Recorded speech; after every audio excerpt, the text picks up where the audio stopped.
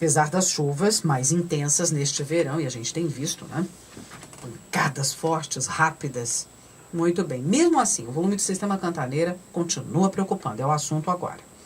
Em fevereiro houve um acréscimo de apenas 4% no nível do sistema, que está em 47,2%. Nos 2 primeiros meses do ano, o acumulado foi de apenas 7,7%.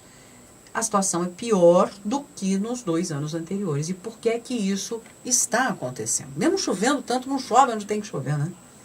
Vamos conversar com o professor Pedro Luiz Cortes, professor da ECA, também leciona no programa de pós-graduação em Ciência Ambiental do Instituto de Energia e Ambiente, coordenador da Rede Internacional de Estudos sobre Meio Ambiente e Sustentabilidade e participa do projeto temático FAPESP, Governança Ambiental da Macrometrópole Paulista. Bom dia, professor. Bom dia, Roxane, bom dia, ouvintes. É um prazer falar com vocês. Vejam só, mas chove tanto, tu até explicou os fenômenos aqui, El Niño, tá chovendo, só que não chove onde precisa e aí o nosso sistema Cantareira não chove, não está sendo suficiente. Não está sendo suficiente. Essa era uma situação que já havia sido prevista, né? Porque o El Niño, da maneira como ele se configura agora, ele traz um pouco mais de chuva nova, assim, entre aspas, para a região metropolitana de São Paulo, mas essa chuva ela é mal distribuída. Então, muitas vezes, ela ocorre sob pancadas fortes em determinadas áreas e outras ficam absolutamente secas. Então, não é uma situação que seja ideal para a recarga dos mananciais.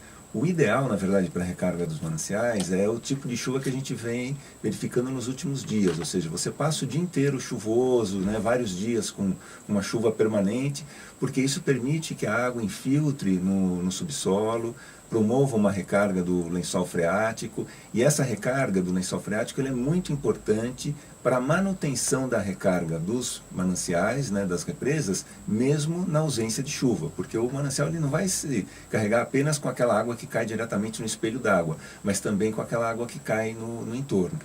Essa distribuição irregular, né, e essa forma, né, de pancadas que a gente verificou em boa parte do verão, isso não é uma situação ideal para a recarga dos mananciais. E mesmo assim, apesar desse volume maior de chuva, né, que a gente tem verificado, tem chovido menos no sistema Cantareira. Então, em novembro, choveu 81% da média histórica para aquele mês. Em dezembro, também 81% da média histórica, né, quer dizer, a gente ficou aí quase 20% abaixo do que seria o ideal.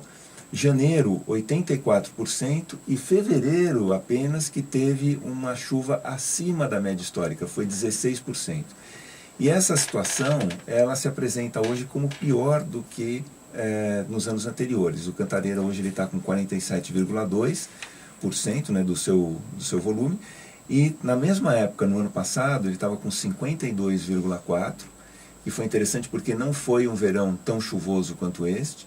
E em 2017 estava com 62,8%. Que diferença. Né? Então, nos 2 anos anteriores, o volume acumulado entre janeiro e fevereiro ele foi maior do que o verificado este ano.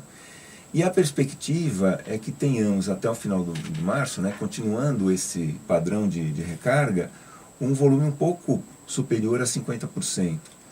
O consumo, durante a estiagem, né, se a gente considerar aí do outono, inverno, o consumo ele faz com que o nível do Cantareira ele caia de 20% a 25%. Então, se a gente chegar no início da estiagem com um pouco mais de 50%, é possível que a gente termine esse período de estiagem com apenas 30% de água no sistema Cantareira. E aí tudo vai depender do comportamento do clima no segundo semestre. Então, se nós não tivermos um padrão regular de chuvas, se nós não tivermos aí chuvas, né, num volume satisfatório, pode ser que efetivamente a gente tenha um problema de abastecimento já no segundo semestre deste ano. Então, é um alerta que fica, e vale a pena lembrar que durante a crise hídrica, eu mesmo lembro de ter avisado, né, assim como outros especialistas, que a recuperação do sistema Cantareira poderia levar muitos anos. E a situação atual, ela mostra isso. Ou seja, ao longo dos últimos anos, né, só em 2017 que a gente entra no período de estiagem com uma recarga boa.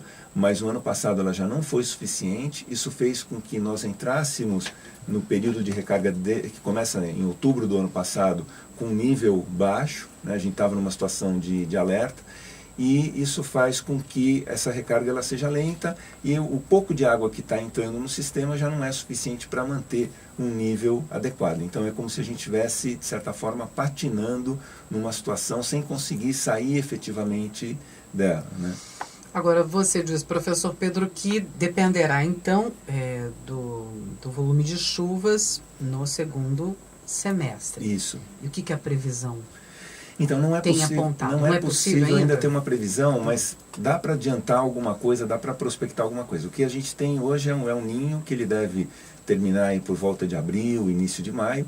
Provavelmente a gente entra numa fase chamada fase neutra, onde a gente não tem caracterizado nenhum dos dois fenômenos, nem o El Niño, nem o Laninha. É claro que todo o padrão de chuva, né, da região metropolitana, ela não depende só do El Niño, depende de outros fenômenos que acontecem no Atlântico Sul, enfim, há outros fenômenos associados, mas é possível que a gente tenha um segundo semestre ou com chuvas dentro da normalidade ou abaixo da normalidade. Não há, em princípio, mas confesso que é cedo ainda para avançar, mas não há, em princípio, nenhum indicativo de que a gente possa ter volumes significativos acima da média no segundo semestre. Mas é uma situação que poderá ser melhor caracterizada ao final desse semestre. Então, assim, por volta de maio, junho, já se vai ter uma perspectiva melhor sobre qual vai ser o comportamento do clima no segundo semestre. Então, vale aquela recomendação: uso racional da água, uso econômico de água, porque a gente sabe o custo que é perder um sistema como Cantareira, ou seja, quando ele abaixa realmente o volume, aí começa a faltar água para várias regiões aqui na região metropolitana de São Paulo, vários municípios são afetados, vários bairros em São Paulo, a gente sabe o custo social, o custo econômico para isso. Então, o quanto a gente conseguir economizar é bom, porque a gente mantém o reservatório, né, num nível minimamente adequado, guardando água, né, e reservando água para um segundo semestre que pode não ser dos mais favoráveis. Quer dizer, precisa ter reserva, porque a gente não pode depender exclusivamente das mudanças climáticas, das alterações. Mas todo o nosso sistema de abastecimento, né, baseado em represas, ele é altamente dependente das condições climáticas, e o sistema Cantareira hoje, ele atende aí aproximadamente entre 5 e 6 milhões de pessoas, ou seja, uma população que chega assim quase a ser um quarto, próximo de um terço da população da região metropolitana de São Paulo. Muita gente depende do sistema abastecido. Professor Pedro Luiz Cortes, professor da ECA, do Programa de Pós-Graduação, PROCAN, do IEE e também do projeto temático FAPESP, Governança Ambiental da Macrometrópole Paulista. Tem canal no YouTube, O Ambiente ao Nosso Meio, que você pode, se você pegou no finalzinho aqui o nosso bate-papo, pode assistir na íntegra essa nossa conversa, né? Não é sempre gravada. Não só esse bate-papo, como todos os outros. Todos os outros. Estamos chegando aí na marca dos 100 temas. A conta que eu fiz é que no final desse mês, no último programa desse mês, a gente atinge, se eu não errei a conta, a gente atinge o número 100. 100 temas ligados ao meio ambiente para você, sempre aqui no Jornal da USP no ar, nas manhãs de sexta-feira. Muito obrigado, professor Pedro Luiz Cortes. Eu que agradeço, um bom dia a todos. Até a próxima.